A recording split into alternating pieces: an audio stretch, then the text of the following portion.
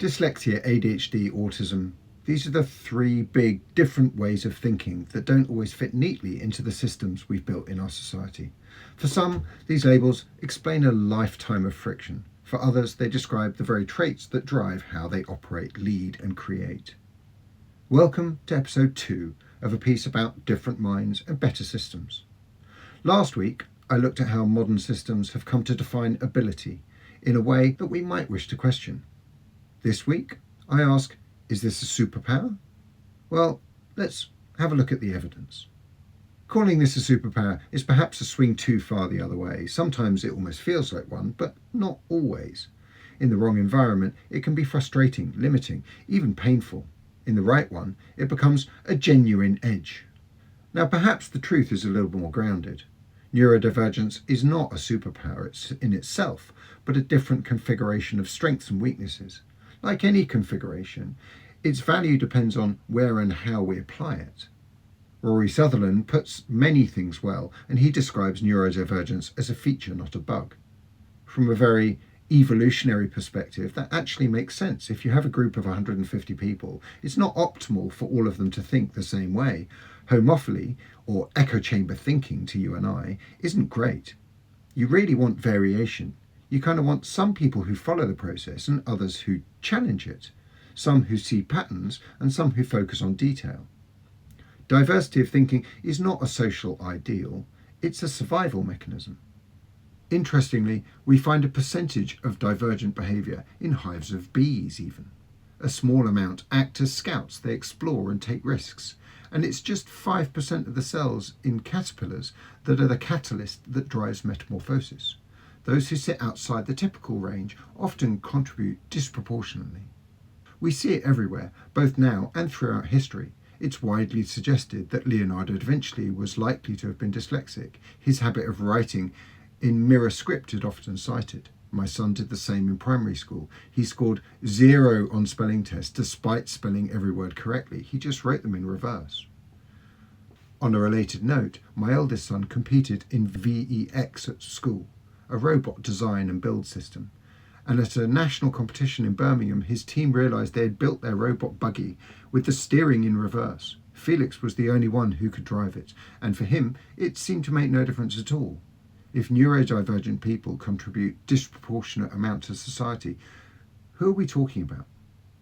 Well, let's have a look at a list of people you'll recognise. In business, we have Richard Branson, he's dyslexic. Steve Jobs, also dyslexia. Elon Musk suffers autism. Bill Gates has dyslexia and also ADHD. In the science and the arts, we've got Albert Einstein, dyslexia, ADHD and autism. Alan Turing, autism. Agatha Christie, dyslexia. And across sport, music and creativity, Simone Biles suffers ADHD. Emma Watson suffers ADHD. Tim Burton is autistic. Some of the above lived before these things were understood. Emma Watson's condition was diagnosed, Albert Einstein's were not. But I think the term out there describes people for a reason. They often sit outside of typical. I have to ask, don't we see it because we look for it and want to find it? As an example of this possible cognitive bias, take David Bowie.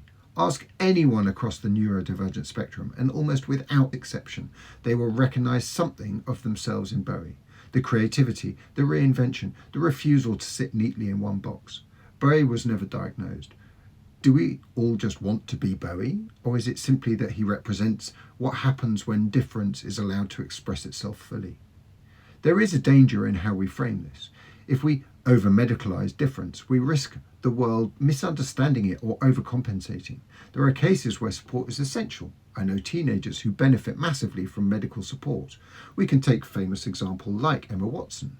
Diagnosed with ADHD as a child, Emma takes medication every day to handle her symptoms. An Oxford University grad, she's won multiple awards for her acting work and is an advisor on G7 foreign policy. Medication appears to have helped in this case, but handing out medicine to children can be a slippery slope, particularly in our modern world where victimhood can run rife and pressure to accommodate can become disproportionate. I noted last week about my son. He benefited hugely from support, but that did not include medication. Some people face very real challenges in functioning within the current system. But not all variation is pathology. Much of it is simply misalignment with the environment, and when the environment changes, so does the narrative. And this is perhaps less of a philosophical debate and more of a practical one. Next week I'll look at getting the best from neurodivergent people, but right now we're led to a rather pertinent question. As a business owner, instead of asking, is this a disability, a more useful question might be, what kind of system rewards different ways of thinking?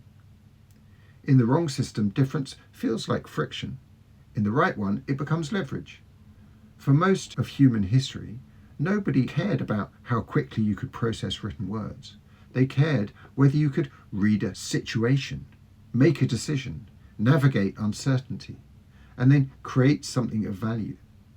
These things still matter, and possibly more than ever. The goal is not to force every mind into the same mould, but to build an environment where different minds of different thinking can do their best work. Because if neurodivergence is a feature, not a bug, then the real issue is not the individual, it's the system you're being asked to operate in. Tune in for more next week, where I'll look at where different minds do their best work.